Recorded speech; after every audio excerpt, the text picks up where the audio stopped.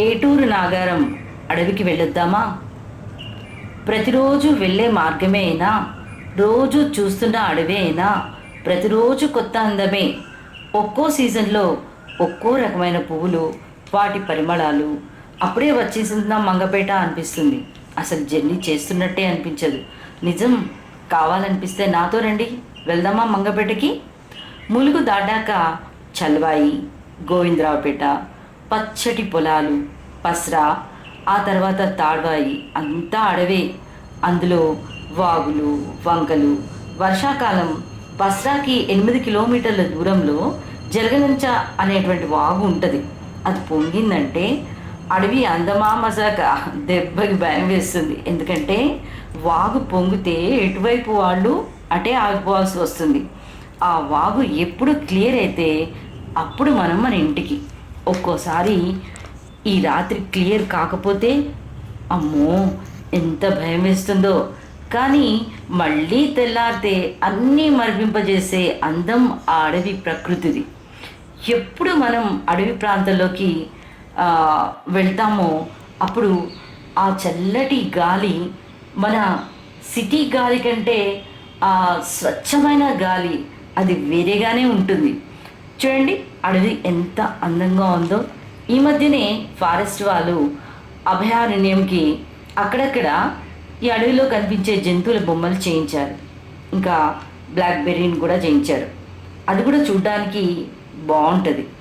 ఈ అడవిలో ఎక్కువగా తునికి, తెల్లమద్ది, ఉసిరి, నల్లమద్ది, టేకు, యూకలిప్టస్, ఎన్నో మూలికలు, పూసుగు చెట్లు, పాలపండ్ల చెట్లు, పరిగి పండ్లు, కారింగ చెట్టు.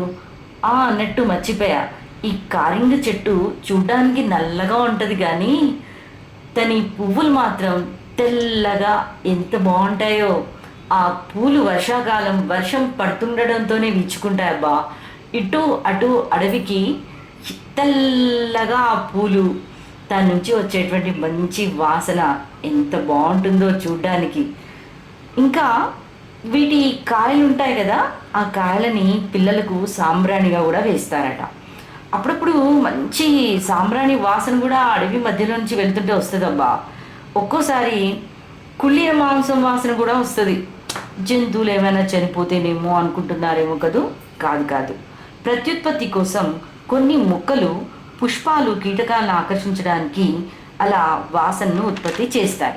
ఇంకా వర్షాకాలంలో ఎన్నో రకరకాల పూలు ఎంతో బాగుంటాయి. ఇక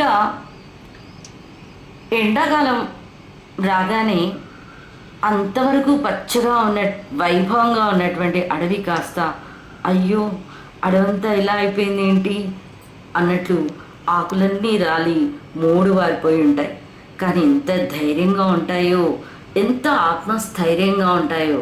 ఎంతలో నేను మళ్ళీ పచ్చగా పసిమిలా మిలమిల్లాడతాను అన్నంత ధైర్యంగా ఉంటుంది.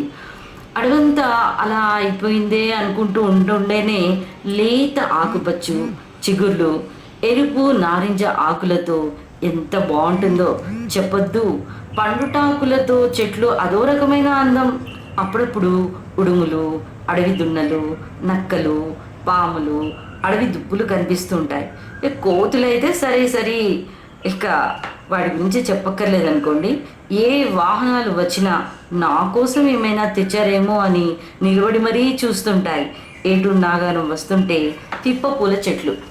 ఈ చెట్లను అడవి ప్రాంతం ప్రజలు దేవతలా ఆరాధిస్తారు తెలుసా. పూజలు కూడా చేస్తారు. ఈ అడవిలో ఎన్నో చెట్లతో పాటు మూలికలు కూడా ఉంటాయి. వాటి నుంచి వీచే గాలి మనకు ఎంతో హాయిని, ఆరోగ్యాన్ని ఇస్తాయి. అసలు ఇక్కడ పీల్చే గాలికి మన గాలి అసలు అది మర్చిపోవాలి. పాలపిట్టలు, రకరకాల పక్షులు, కోయిలలు, చిలుకలు, గోరింకలు, మైనాలు, కొంగలు ఎంత చూడముచ్చడుగా ఉంటాయో తెలుసా. అరే చెట్టు పైన ఎన్ని కొంగలు, ఎంత బాగుంటుందంటే చెట్టుకి ఈ తెల్ల కలువలు పూసాయా అన్నట్లు అనిపిస్తాయి. అబ్బో ఏం చెప్తుందిలే అనుకుంటున్నారు కదూ.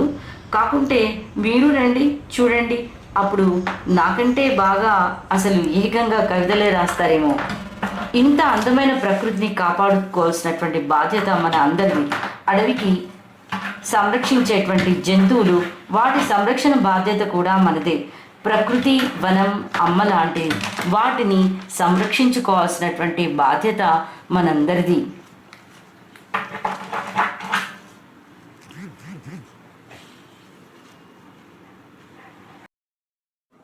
ఇక ఇంత అందమైన అడవిని చూస్తుంటే నాకు కూడా ఆకుల్లో ఆకునై, పువ్వులో పువ్వునై, కొమ్మలో కొమ్మనై, నురులే తెరెమ్మనై, ఈ అడవి దాగిపోనా, ఎటులైనా ఈ చెటనే ఆగిపోనా అనిపిస్తుందబ్బా. కానీ రాత్రి అయిందంటే అసలు ఇప్పుడు డే టైంలో చూసిన అడవి ఇంత అందంగా ఉంటుంది కదా, రాత్రి అయితే ఎంత భయమేస్తుందో తెలుసా. ఒకసారి ఎలక్షన్ డ్యూటీకి వెళ్ళి 12:30 అవుతుందేమో బస్సులో వస్తున్నా, అడవి ఎలా ఉంటుందా అని ఒక్కసారి రికార్డ్ చేసి చూస్తే చూడండి, మీకు కూడా ఏమనిపిస్తుందో, ఎంత భయం వేస్తుందో. అమ్మో, ఒక్కసారి బస్ ఫెయిల్ అయితే ఎట్లా ఉంటుంది ఈ అడవిలో, ఊహించుకుంటేనే భయంగా ఉంది కదూ. ఓకే, మళ్ళీ ఇంకొక టూర్లో